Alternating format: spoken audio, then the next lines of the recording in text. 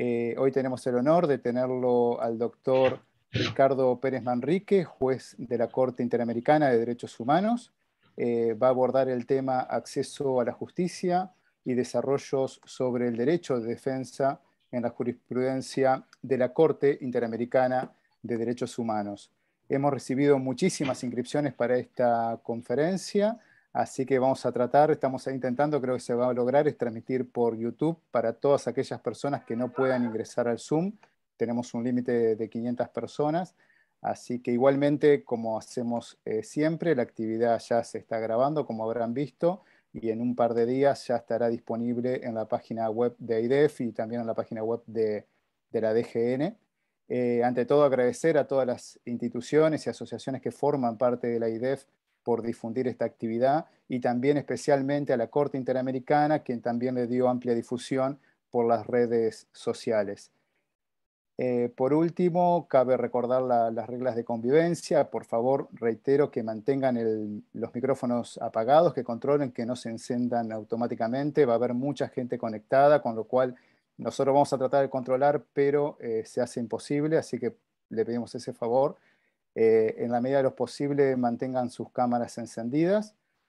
También, bueno, como siempre, daremos certificados de asistencia, así que para los datos necesitamos que completen el formulario con sus datos en el link que vamos a pegar ahora en el chat. Solamente completen los datos en el formulario y traten de dejar libre el chat para las preguntas y comentarios que quieran formular. Al finalizar de la charla del doctor Pérez Manrique, le daremos lectura para que él haga sus comentarios y respuestas. Así que bueno, sin más, le doy la palabra a la doctora Estela Maris Martínez, defensora general de la Nación y coordinadora general de la AIDEF, para que lo presente formalmente al doctor Ricardo Pérez Manrique. Adelante, doctora, gracias. Muchísimas gracias, Sebastián. Efectivamente, hoy es un día en el cual estamos orgullosos y felices por haber conseguido que el cierre de las conferencias magistrales de este año esté a cargo del doctor Ricardo Pérez Manrique.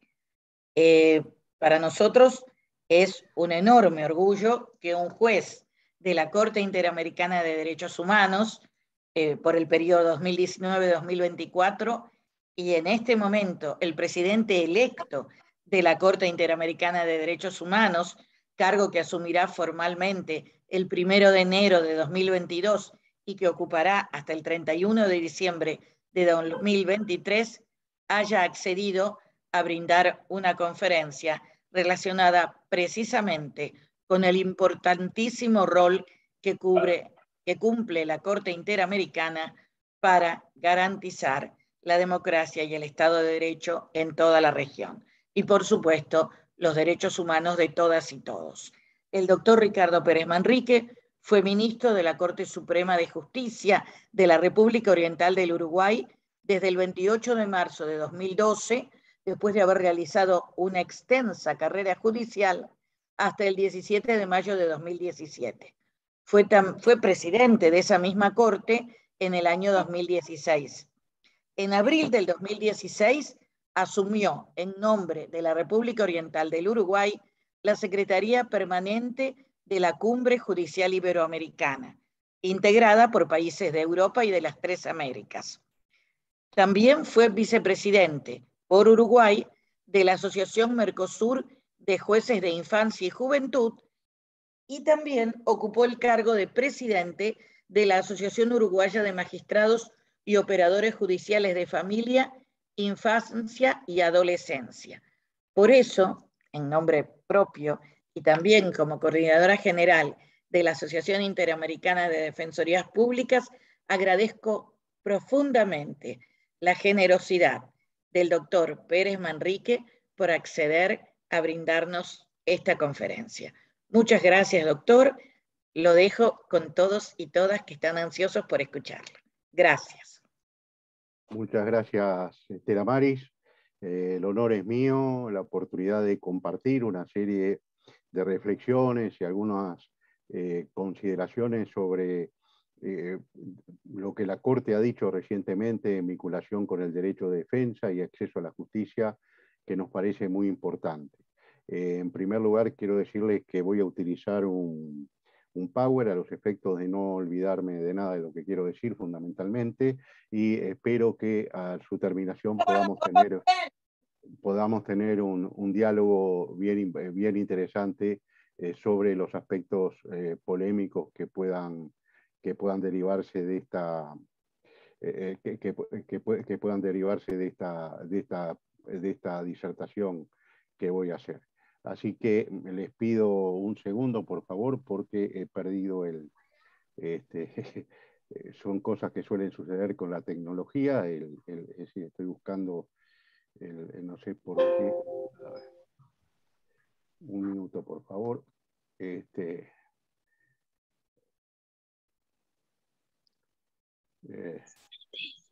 Porque me ha desaparecido el... Abusado con lo que vino en la guantera, ¿eh? No es el que me pique los ojos. Un minuto, por favor. No sé qué me está pasando. Ahí, doctor, mire, está compartiendo pantalla, pero aparece el Zoom. Ahí está. Si abre el PowerPoint, quizás aparezca. Ahí está. Ahora sí, muchas gracias. No, vamos al Zoom. No sé por qué.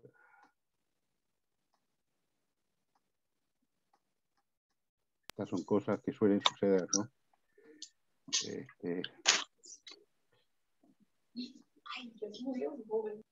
Les pido...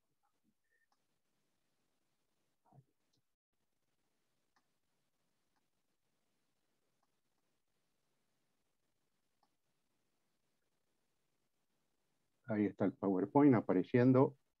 Ahora compartimos pantalla y solucionar el problema.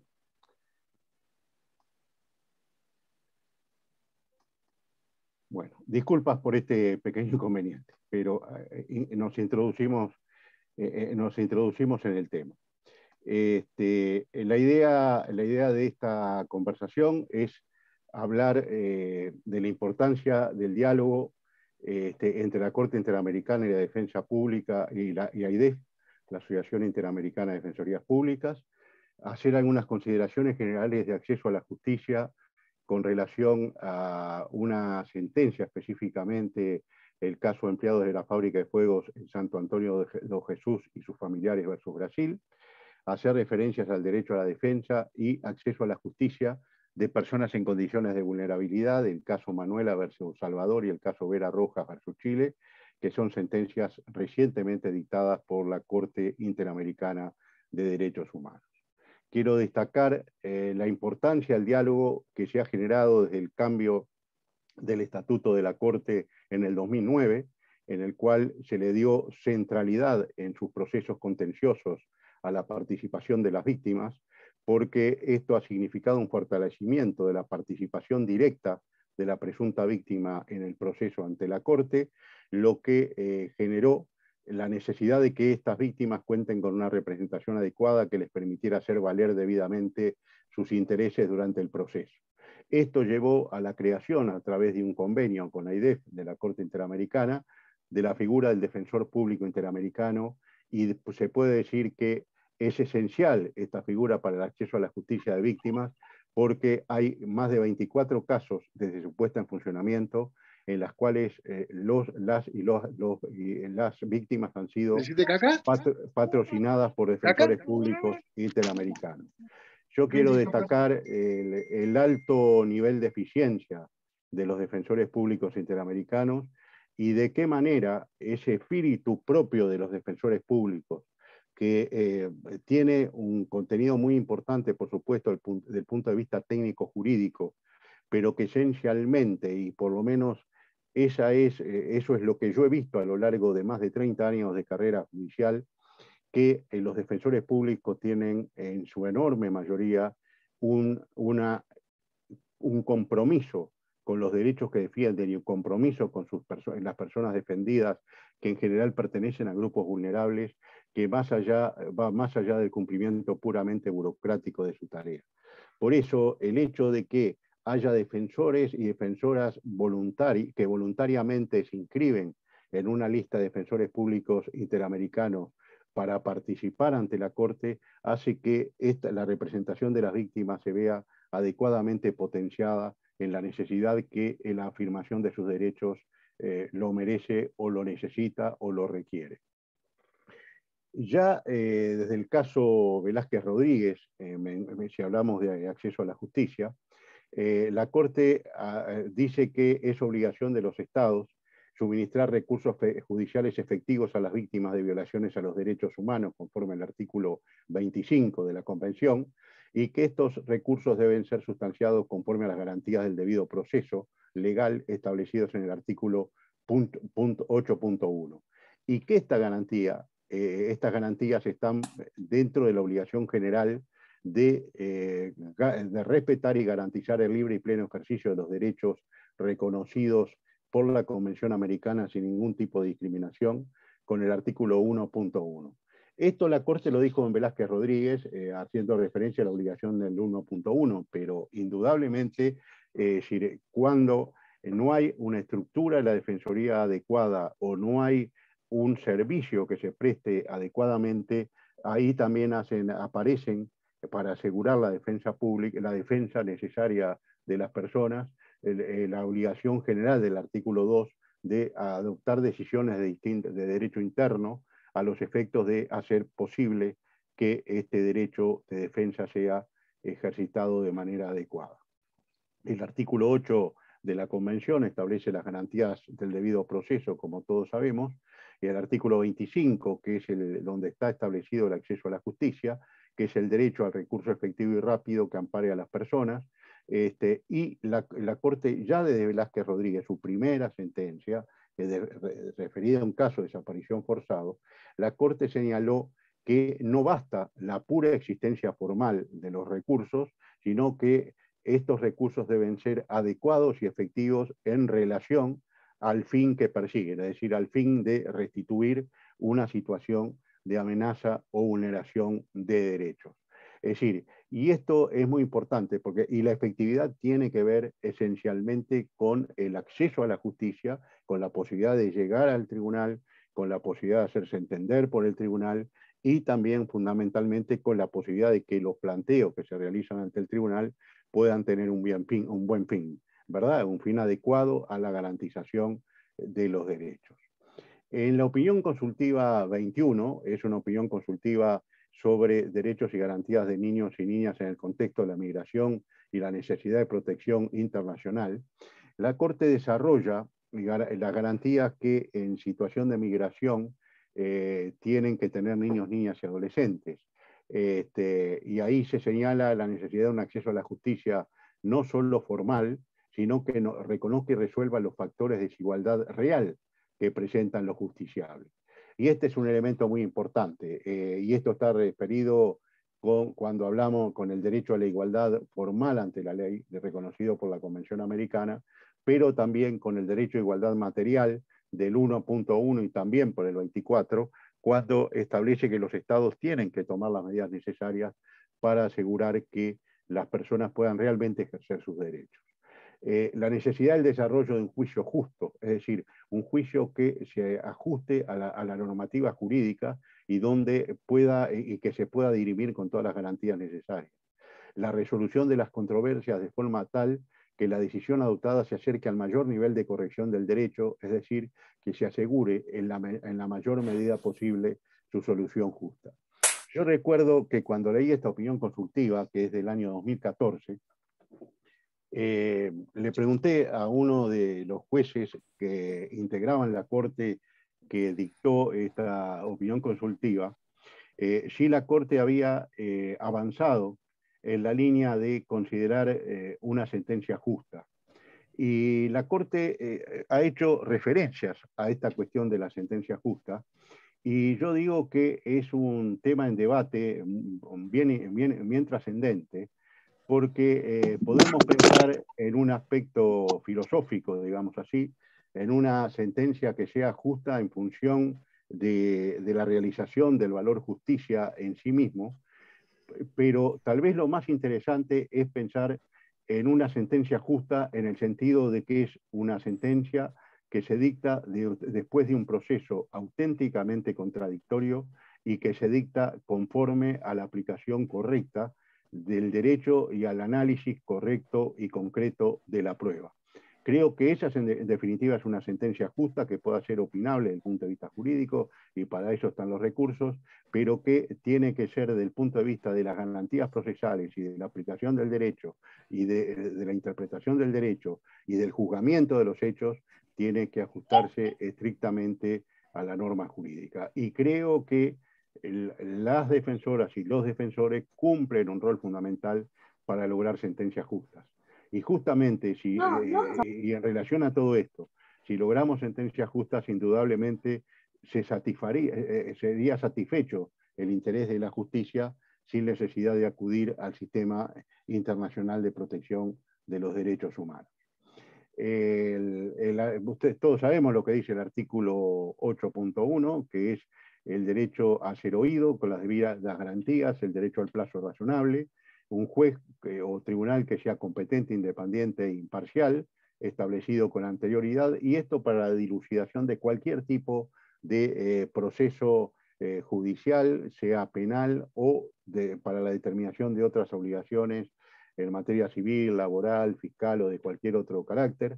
Yo justamente en el día de ayer di una conferencia para tributaristas en mi país sobre la aplicación de las garantías del 8.1 y del 8.2 en lo pertinente inclusive a procesos tributarios, donde está en juego siempre una parte que aparece más debilitada frente al Estado, que es el contribuyente. En el caso Cantos versus Argentina, se ha dicho que en realidad esta disposición consagra el derecho de acceso a la justicia, y de ella se desprende que los estados no deben interponer trabas a las personas que acudan a los jueces o tribunales en busca de que sus derechos sean determinados o protegidos. Es decir, las personas, no basta que el respectivo proceso se produzca una decisión judicial, sino que las personas puedan recurrir al sistema judicial sin el temor de verse obligadas a pagar, por ejemplo, sumas desproporcionadas o excesivas, o con una que sea en sí un elemento que de alguna forma prevenga a las personas y las ponga en situación de inferioridad frente al acceso a la justicia. Por ejemplo, una de las formas de acceso a la justicia que se da en muchos de nuestros países, una de las formas de restricción del acceso a la justicia que se da en nuestros países es cuando la tributación para litigar, los costos que significa litigar, son tan altos que las personas de menores recursos no pueden utilizarlos. Entonces, esta versión de Cantos es una versión que tiene realmente una dimensión social bien importante.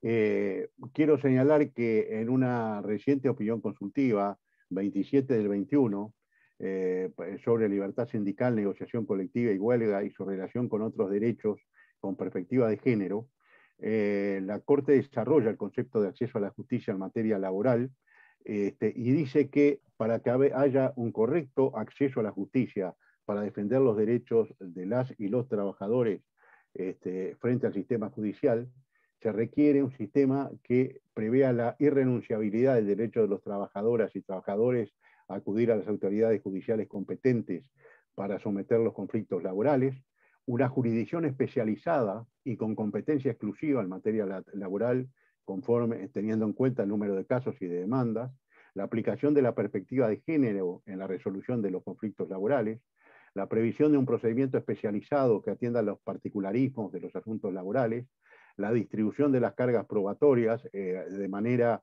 que aquel que tenga la disponibilidad de la prueba sea el que la aporte al proceso, más allá de si es actor o demandado, el análisis probatorio y la motivación de las providencias judiciales conforme a principios que compensen las desigualdades propias del mundo del trabajo, la gratuidad de la justicia laboral y la garantía del derecho de defensa especializada. O sea que la Corte pone el estándar en materia de acceso a la justicia, en materia laboral, de la necesidad de la garantía del derecho a una defensa especializada. Y esto es una opinión consultiva, por lo tanto es un compromiso que los estados deben asumir cuando hacen el diseño de su política judicial en materia de justicia laboral. En el caso que yo les mencionaba hoy, sentencia del 15 de julio del 20, caso empleado de la fábrica de fuegos artificiales San Antonio de Jesús y sus familiares versus Brasil, la Corte dice, es un caso tremendo porque es una pseudo fábrica de fuegos artificiales que funcionaba en el estado de Bahía, en Brasil, que en realidad eran tiendas de campaña en los cuales iban a trabajar mujeres, generalmente jóvenes, con hijos e hijas pequeñas, porque como les pagaban por cantidad de cohetes producidos, si los niños tenían mayor rapidez en sus dedos para producir mayor cantidad de cohetes y por lo tanto los llevaban a trabajar con ellos, y un buen día esta fábrica que no tenía ningún tipo de protección, se genera una explosión donde mueren decenas de mujeres y de niños en este episodio. La Corte dice que el acceso a la justicia se debe verificar cuando el Estado garantiza efectivamente en un tiempo razonable el derecho de las presuntas víctimas o de sus familiares a que se lleven a cabo todas las medidas necesarias para conocer la verdad de lo sucedido y en un caso sancionar a los eventuales responsables. La Corte hace referencia a la debida diligencia y al plazo razonable como elementos fundamentales del acceso a la justicia y la demanda de protección judicial efectiva para casos como el presente. En cuanto a la debida diligencia y el plazo razonable, se dispone la necesidad de que se cuenten con todos los elementos legales disponibles en el proceso de investigación, la erradicación de la impunidad y la celeridad del proceso, la diligencia en un plazo razonable al que refiere el 8.1 de la Convención, pues se debe apreciar en relación con la duración total del procedimiento que se desarrolla, desde el primer acto procesal hasta el que dicte sentencia definitiva, incluyendo los recursos de instancia que pudieran eventualmente presentarse.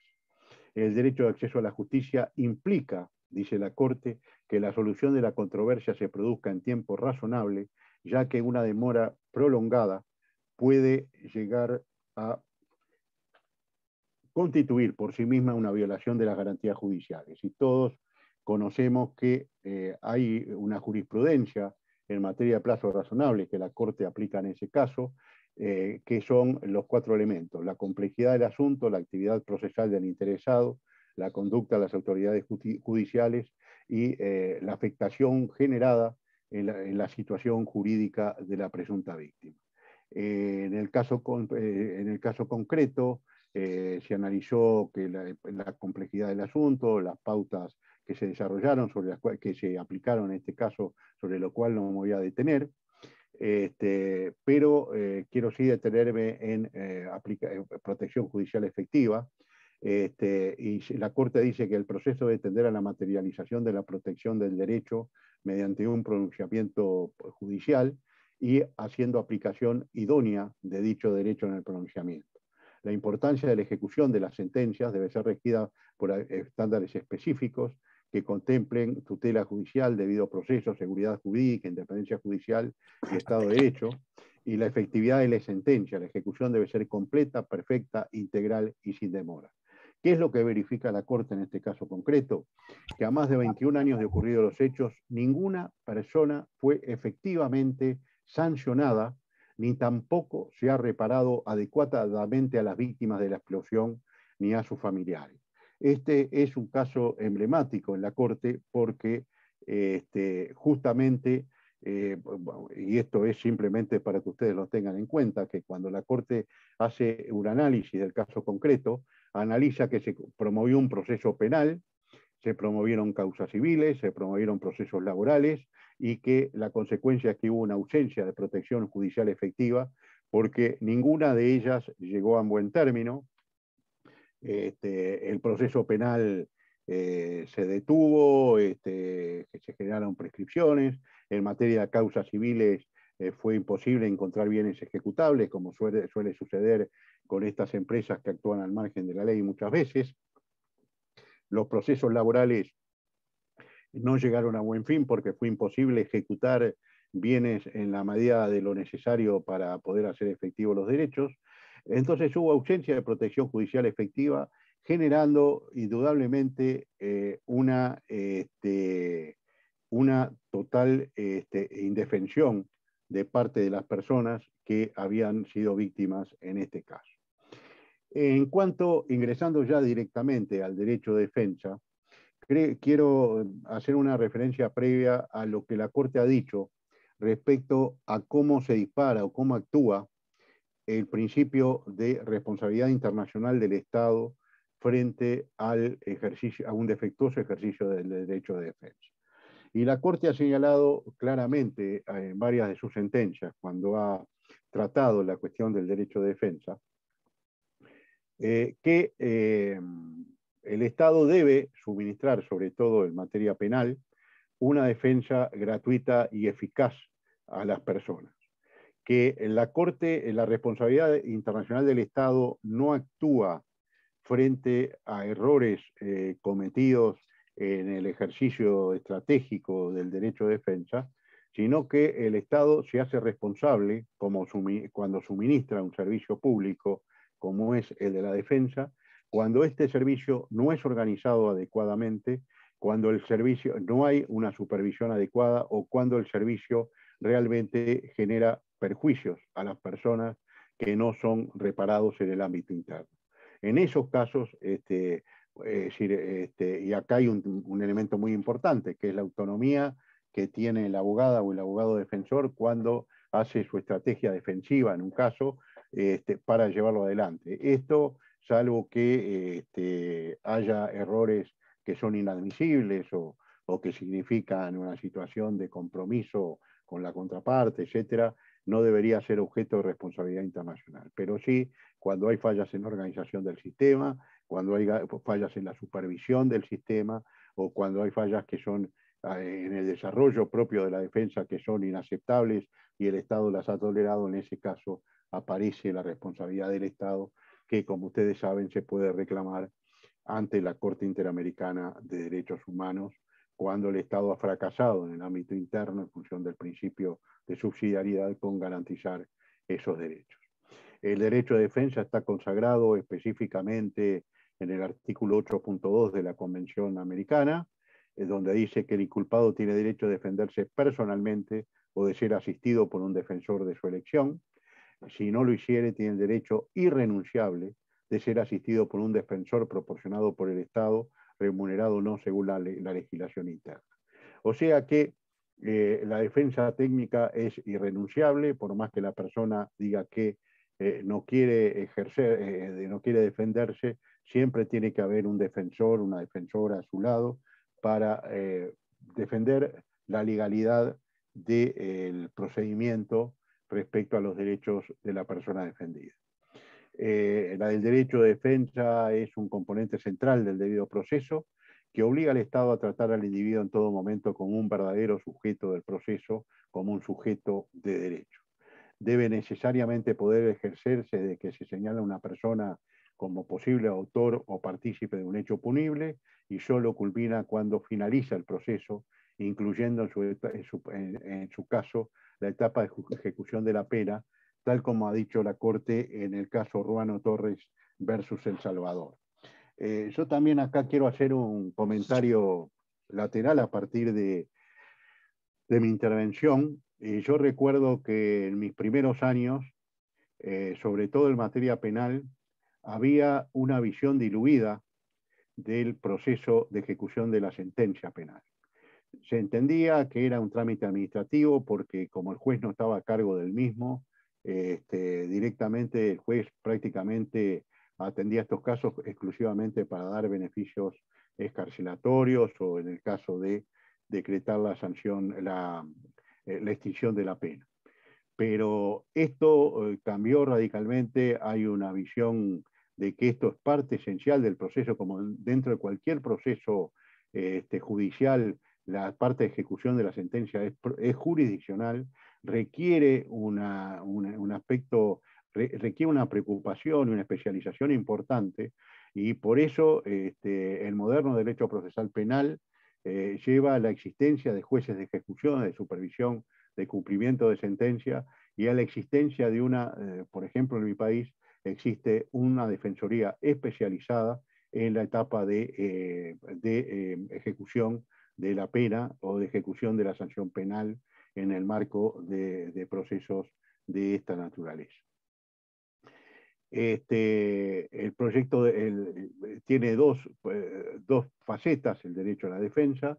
Por un lado, los propios actos del inculpado, siendo su exponente central la posibilidad de rendir una declaración libre sobre los hechos que le atribuyen, lo que se llama la defensa material, o no brindarla, tomarlo como una decisión.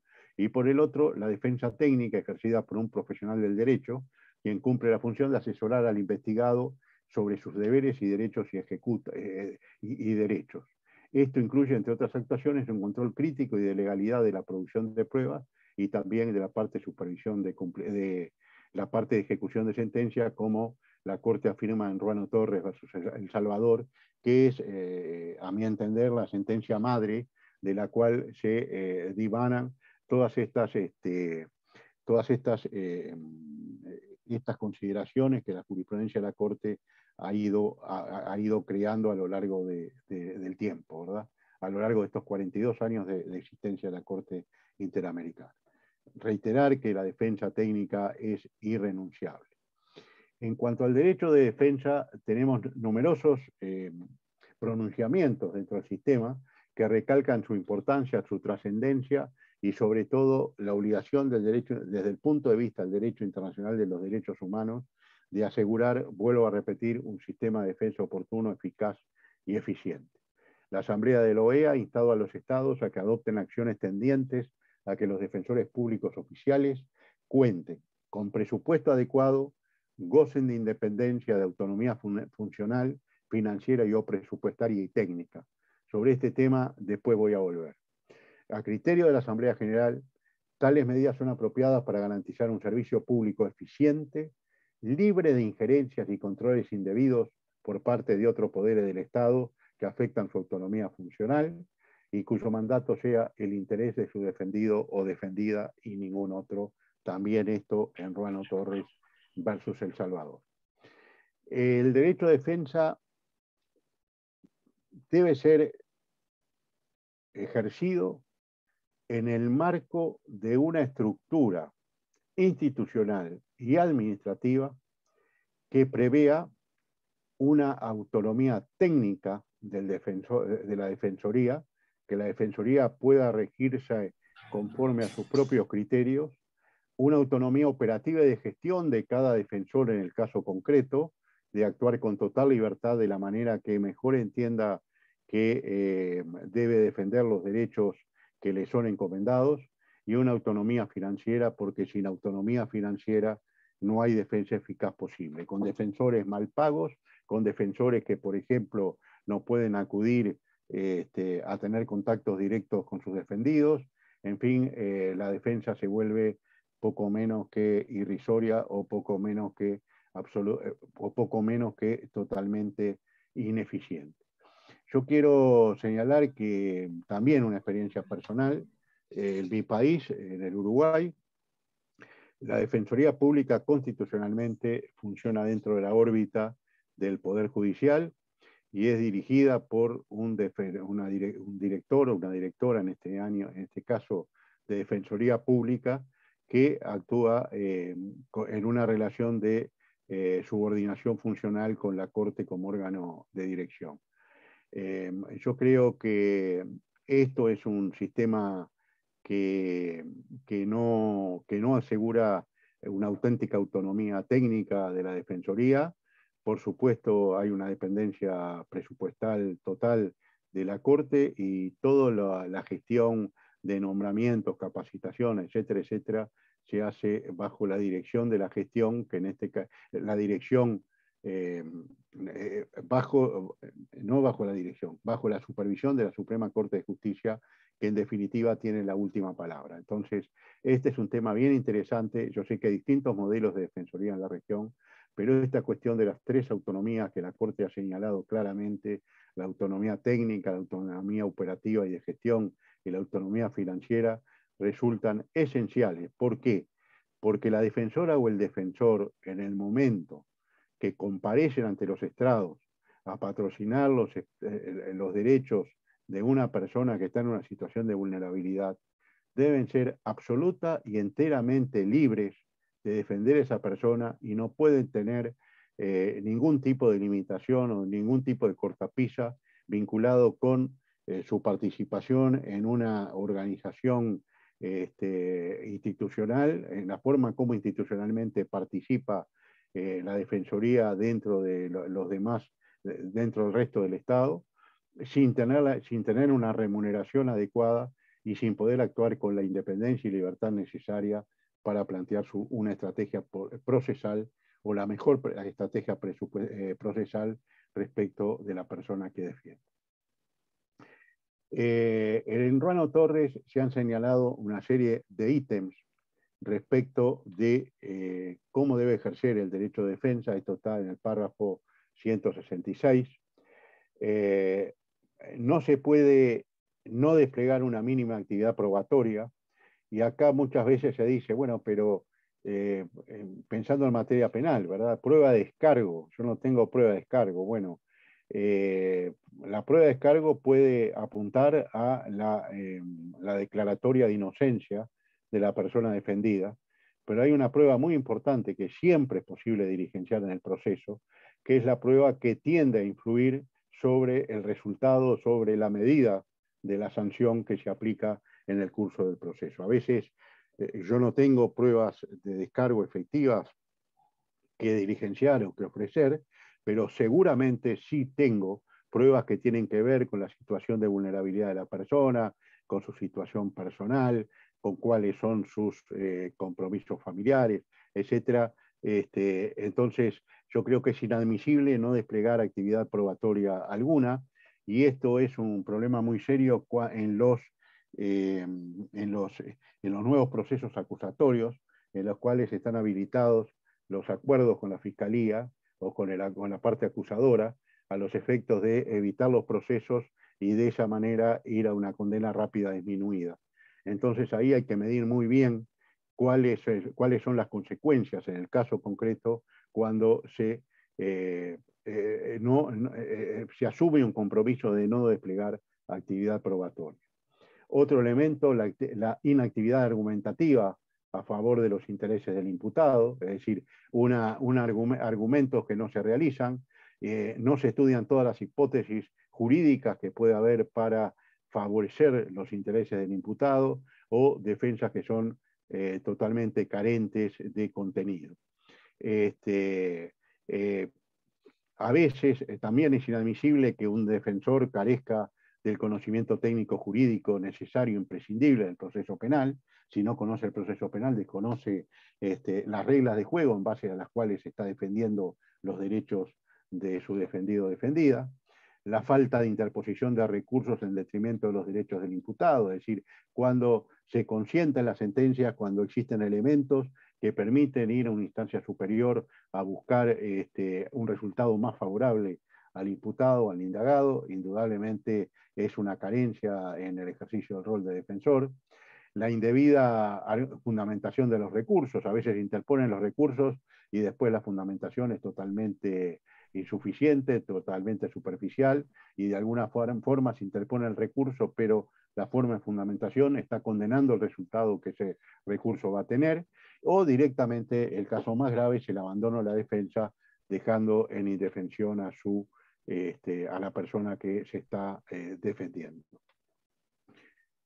El caso Manuela versus El Salvador, esta es una sentencia que salió hace unos 15 días.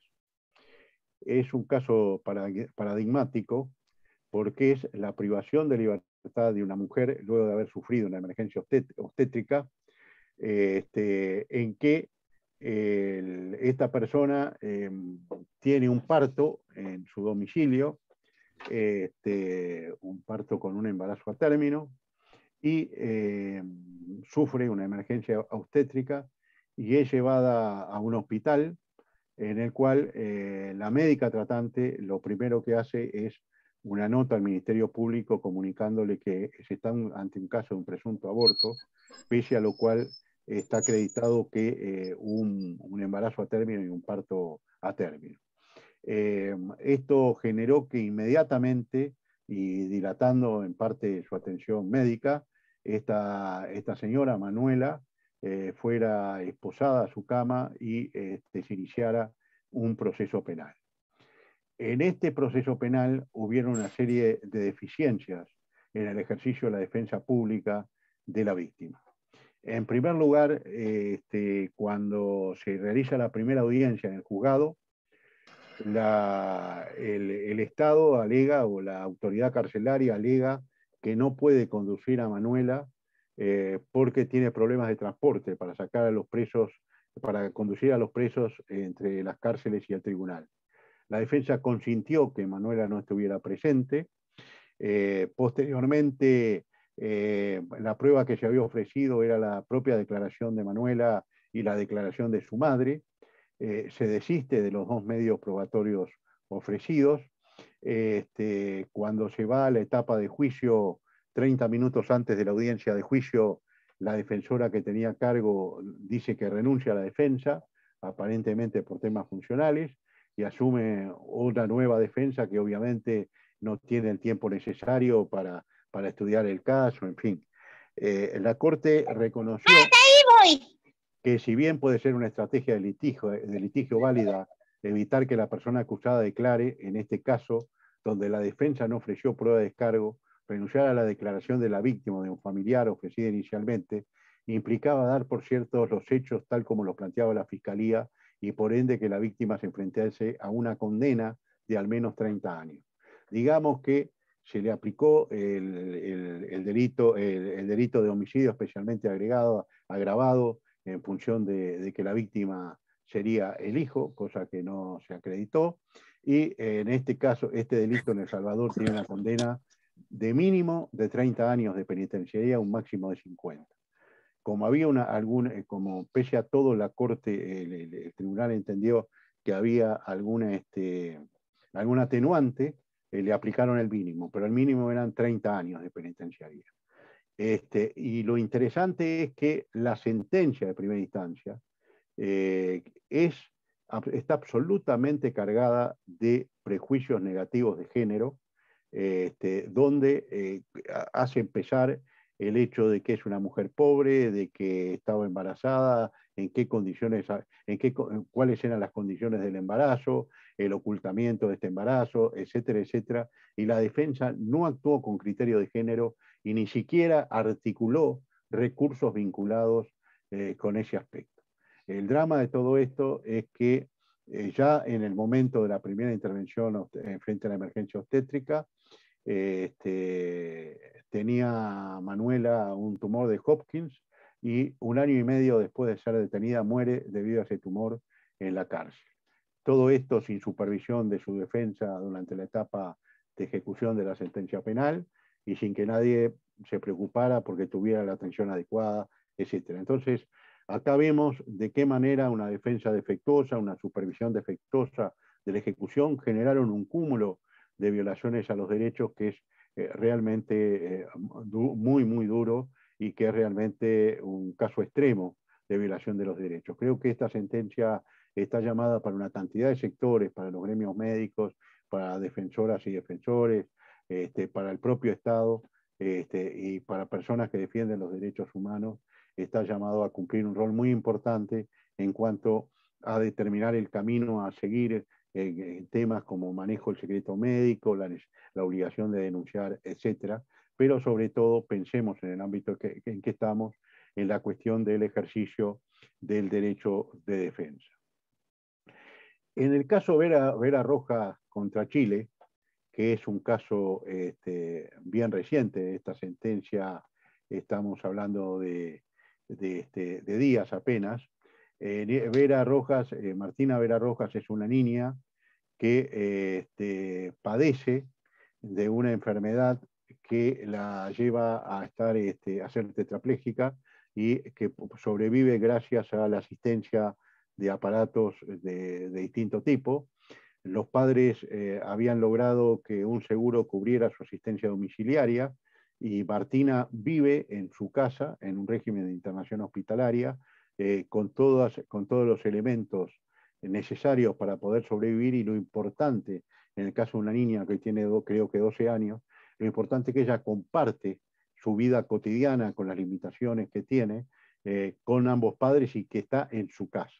En determinado momento hay un corte del servicio porque el seguro de salud, el seguro privado de salud, interrumpe el servicio diciendo que hay una enfermedad crónica, etcétera, y ahí hay una serie de hechos que llevan a que el servicio no se interrumpió porque el padre pudo conseguir una financiación a través de otro seguro, pero lo importante es que acá se pone en el centro la cuestión de los derechos de la infancia, la cuestión del derecho a la salud en el caso de la infancia y fundamentalmente de qué manera en un marco de regulación administrativa de los servicios de salud, como son los seguros privados de salud, puede actuar una defensa adecuada, un patrocinio adecuado de los derechos de estas personas vulnerables, en el caso concreto de esta niña.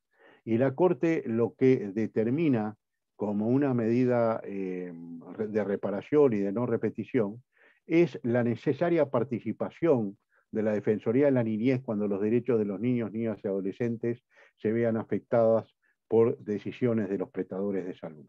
Y en este sentido podemos hablar de la necesidad de defensas que vayan paulatinamente ajustando su preparación, especializándose.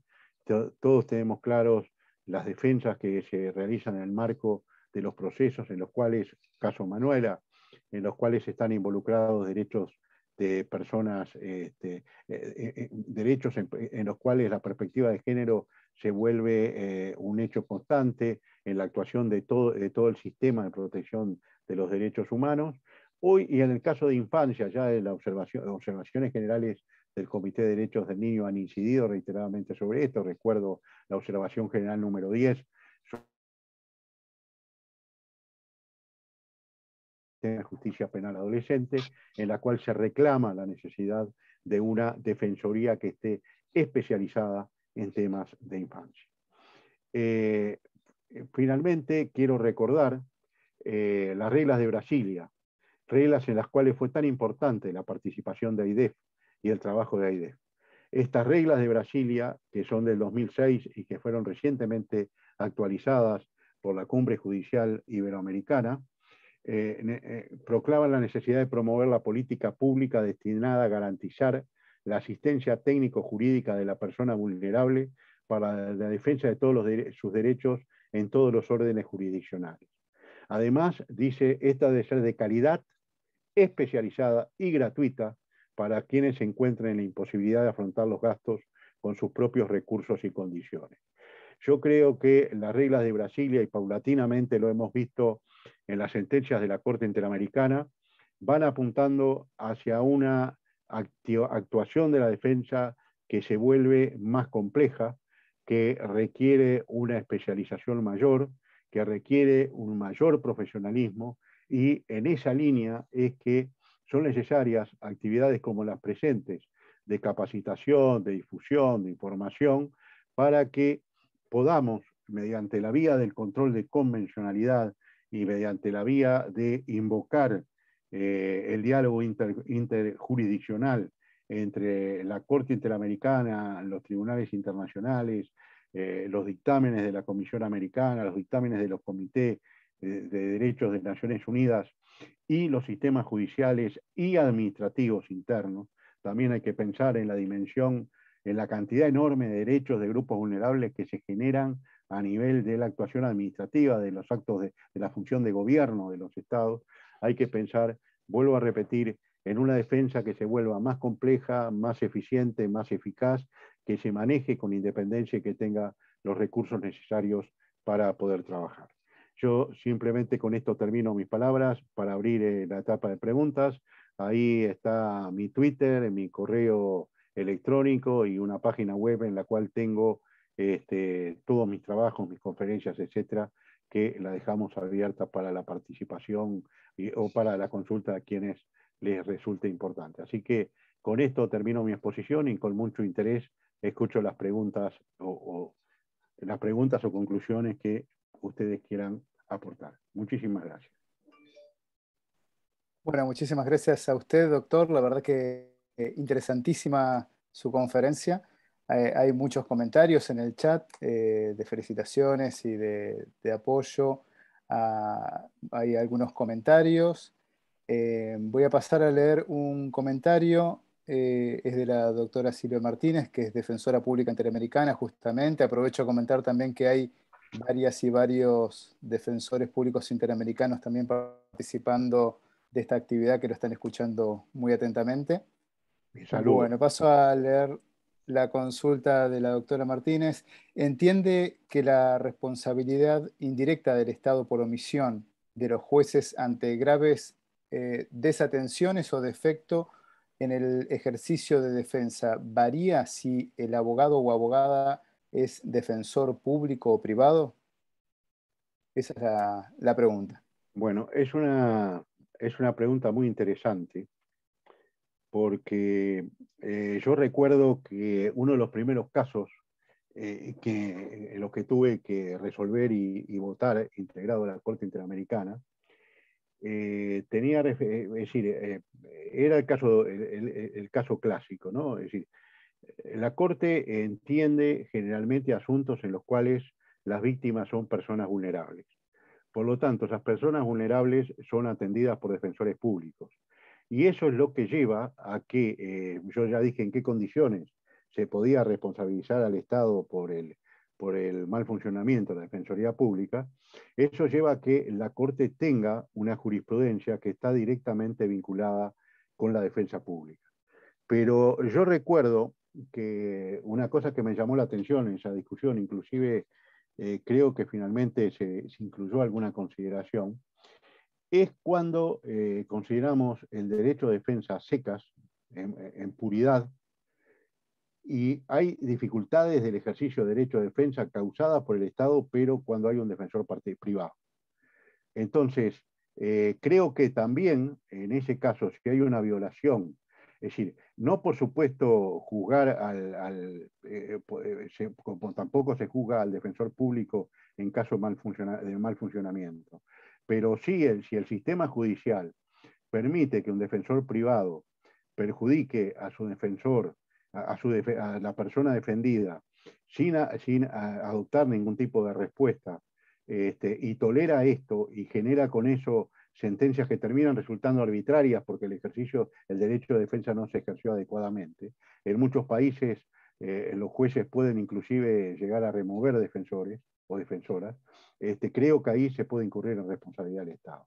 Creo que a eso apuntaba la pregunta. Si es más dura la consideración cuando hay defensores públicos y más suave cuando hay defensores privados, yo creo que primero hay que considerar en forma general el derecho de defensa y luego ver en qué condiciones concretas se está ejerciendo. Por supuesto, vuelvo a repetir, por el tipo de clientela, digamos así, que maneja los casos que maneja la Corte Interamericana, generalmente los que van a estar del otro lado van a ser defensores públicos. Por eso la jurisprudencia está desarrollada en ese sentido, sin perjuicio de lo cual puede haber en algún momento un caso de mal funcionamiento de una defensa privada que lleva a que el sistema judicial viole a través de sus sentencias derechos humanos de las personas involucradas. Muchas gracias, clarísima la respuesta. Paso a leer otra consulta, otro comentario, en este caso de Manuel Melgar Díaz. ¿Existe jurisprudencia o pronunciamientos respecto a la justicialidad del abandono de la defensa técnica particular o de confianza a nivel de colegio profesional, toda vez que el proceso administrativo muchas veces es engorroso y no existe un pronunciamiento, y reparación satisfactoria por el abandono del abogado contratado? Sí, yo no desconozco, creo que no existe jurisprudencia de la Corte sobre este punto. Si es la pregunta concreta, yo por lo menos no la tengo en el radar.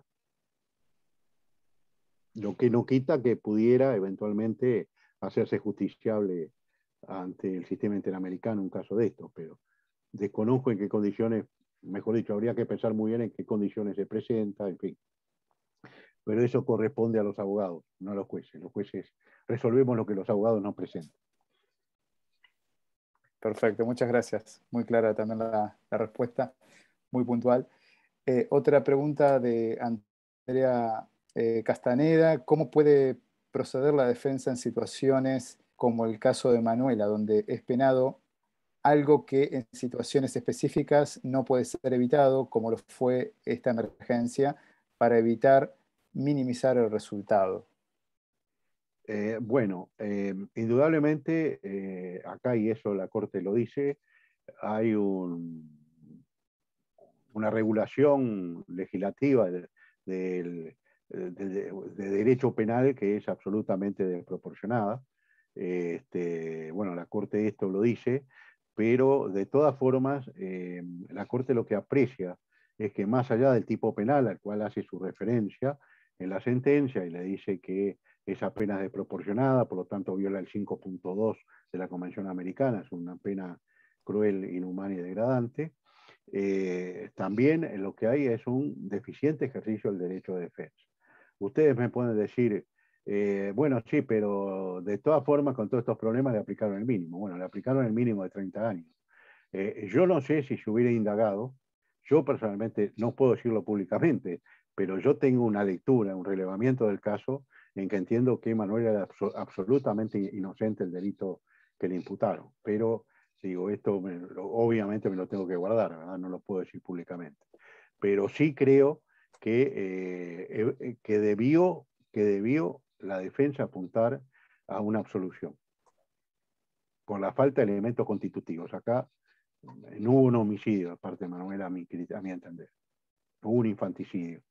Pero eso justamente tiene que ser una defensa que piense primero en el derecho de la persona defendida y no en la confortabilidad de la burocracia, ¿verdad? Ese es el tema. Muy bien, muchas gracias. Bueno, para no quitarle mucho tiempo, formulo una última pregunta. Es una consulta si los fallos de la Corte son vinculantes y si los estados cumplen con las sentencias. Quizás una pregunta muy genérica, pero le despierta algún comentario a usted. Gracias. Sí, por supuesto. Una pregunta que es compleja, porque si yo les doy los números de la Corte, ustedes dirán, bueno, cualquier tribunal nacional sería declarado totalmente ineficiente por la cantidad de incumplimientos que hay. Pero esto es el vaso medio vacío, y acá no es un tema de vaso medio vacío o medio lleno, sino que hay que ver cuál es la trascendencia de las decisiones que toma la Corte. Entonces, la Corte toma una serie de medidas con el título de reparaciones, que son de distinto tipo. Son medidas propiamente reparatorias, son medidas de satisfacción, y yo siempre hago caudal de las denominadas medidas de no repetición. Es decir, a diferencia de cualquier otro tribunal internacional, de cualquiera de las cortes, de la Corte Africana, el Tribunal Europeo de Derechos Humanos, etc., la Corte hace sentencias estructurales. Entonces la Corte dicta medidas de no repetición. ¿Qué es esto? Le dice a los estados, cuando son condenados, ustedes no solo deben indemnizar, reparar el daño causado, atender las consecuencias de salud, publicar la sentencia, etcétera, etcétera, sino que ustedes deben de hacer algo en su sistema interno para evitar que esto se vuelva a repetir. Y ahí se sugieren medidas legislativas, algunas medidas de política interna, medidas de difusión, cursos a operadores especializados, en fin, hay una panoplia muy grande de posibilidades. Y estas medidas que se cumplen en general, salvo las modificaciones legislativas que requieren procesos muy complejos, estas medidas son las que permiten ir adelante y tener una gran incidencia en el futuro. Yo les voy a decir una cosa, cuando se aprueba, cuando en el Uruguay, le voy a poner un ejemplo muy concreto que tiene que ver con ustedes. En el Uruguay, a la salida de la dictadura en el 85, se dicta una ley, la 15737, que por un lado decreta una suerte de amnistía para los considerados en ese momento presos políticos, y por otra parte ratifica la Convención Americana que la dictadura no había ratificado, ¿sí? Se ratifica la convención y empiezan a fluir al Uruguay primero los dictámenes de la comisión en materia de garantías del proceso penal, luego alguna jurisprudencia de la Corte. ¿Y cuál es el primer tema de debate que se plantea a partir de esto? ¿Debe o no el indagado, fíjense qué tema, ser asistido de defensor en el momento de la declaración indagatoria? Porque había un invento en el Uruguay que se llamaba presumario, que era prejuicio, pero en el cual el indagado declaraba y donde, si declaraba mal, iba con las dos manos así de cabeza a la cárcel. Y a raíz de esto, paulatinamente se fue llegando primero a soluciones por vía interpretativa, pero luego a soluciones legislativas, en los cuales, como no podía ser de otra manera, en todo momento el defensor tenía que estar al lado al lado del indagado. Y esto es un ejemplo en mi país, pero hay múltiples ejemplos de verdaderas modificaciones estructurales en la región que son generadas a partir de decisiones de la Corte. Las garantías del proceso penal, por ejemplo, es decir, en general la Corte las ha clarificado. Pensemos en libertad de expresión, pensemos en todo lo que está en la detención policial, pensemos lo que la Corte ha dicho, por ejemplo, en Fernández Tumbeiro versus Argentina. Digo, toda esa elaboración, por la vía del control de convencionalidad, empieza a dialogar con las jurisdicciones nacionales y más allá de si hay X, un número de tantas medidas que no se han cumplido, sí hay medidas que se han cumplido y que han tenido una incidencia a largo plazo y han cambiado en gran parte los regímenes jurídicos porque ya no es admisible que determinados regímenes jurídicos sostengan determinadas posiciones. Es decir, por ejemplo, la cuestión en materia de justicia de transición, de la inadmisibilidad de los indultos o amnistías, esto es algo que se está aplicando a lo largo y a lo ancho de todo el continente y es jurisprudencia de la Corte Interamericana. Entonces, es decir, acá lo que hay que ver es, vuelvo a repetir, no numéricamente, no el análisis, digamos, de contador o de contable, o el análisis contable de cuántas medidas se cumplen o no se cumplen, sino el análisis de la incidencia que las sentencias de la Corte han venido teniendo y siguen teniendo en la región. Entonces, miremos las opiniones consultivas, miremos, por ejemplo, el resultado de la opinión consultiva sobre la cuestión de identidad de género y las cosas que ha logrado, los cambios que se han producido a partir de esa opinión consultiva, inclusive en algunos países ha generado cierto terremoto político, en fin. Digo, entonces, las sentencias, y con esto sintetizo la respuesta.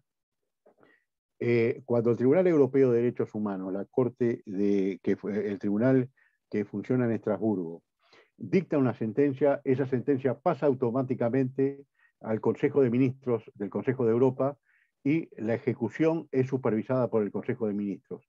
Se desjudicializa, deja de estar al alcance del tribunal. La Corte tiene una etapa de supervisión de cumplimiento de sentencia que sigue siendo jurisdiccional, sigue estando a cargo de la Corte y en la cual la Corte ayuda y genera instancias de encuentro, le va pidiendo informes a los estados y a las víctimas, realiza audiencias, inspecciones in situ, etcétera, etcétera, y otra serie de medidas para buscar que las sentencias realmente se cumplan.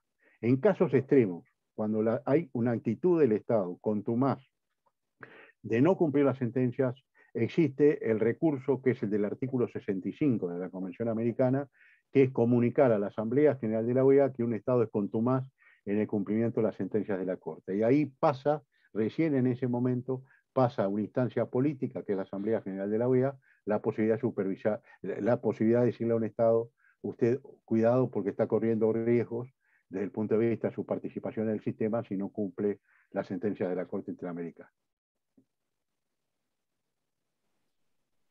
Bueno, muchísimas gracias, doctor, también por esta respuesta. La verdad que muy, muy interesante también su enfoque. Hay, bueno, saludos de todos los países de Latinoamérica, no solamente de Argentina, de Perú, de México, de Guatemala, República Dominicana. No me quiero olvidar de ninguno, pero les hacen llegar sus saludos y sus felicitaciones por la conferencia. Sin más, le paso la palabra a la doctora Estela Maris Martínez para que haga un cierre de esta conferencia. Doctor, adelante.